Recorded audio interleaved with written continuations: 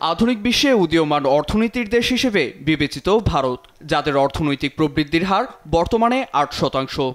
রাশিয়ার সঙ্গে বাণিজ্যিক ও প্রতিরক্ষা চুক্তি করে নিজেদের অর্থনীতি ও প্রতিরক্ষা দুই খাতকেই আরও সমৃদ্ধ করতে মরিয়া নয়াদিল্লি।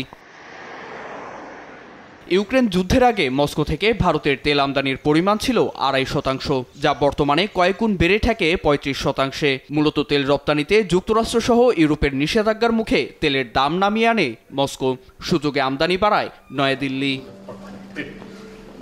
এছাড়া পাকিস্তানের সঙ্গে সাম্প্রতিক সীমান্ত সংঘাতের পর নিজেদের প্রতিরক্ষা ব্যবস্থা ও সামরিক সক্ষমতা বাড়াতে চায় ভারত। রুশ S-500 আকাশ প্রতিরক্ষা ব্যবস্থা, পঞ্চম প্রজন্মের Su-57 এর মতো যুদ্ধবিমান পেতে আগ্রহী নরেন্দ্র মোদীর প্রশাসন। এতে রাশিয়ার সঙ্গে একটি সামরিক বা প্রতিরক্ষা চুক্তি হলে তা হবে প্রতিবেশী পাকিস্তান সহ পশ্চিমা মিত্রদের প্রতি নয়াদিল্লির বড় বার্তা।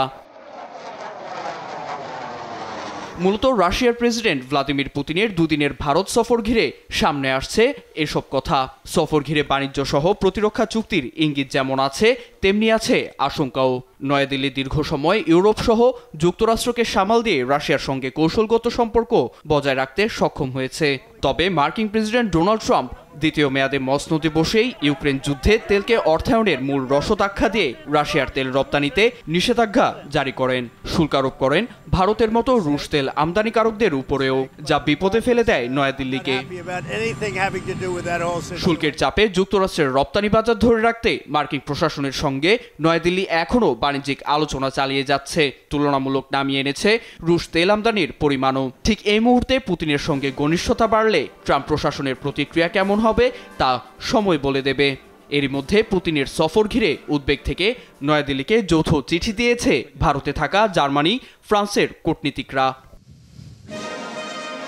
অনেকের মতে আলোচনা সমালোচনা পাশ কাটিয়ে নিজেদের সম্মান ও কৌশলগত স্বায়ত্তশাসন বজায় রাখতে চায় ভারত। পশ্চিমাদের পাশে রেখেই রাশিয়াকে কাছে টানা মোদী প্রশাসনের ভূরাজনৈতিক চালগুলোর একটি বলেই ধারণা।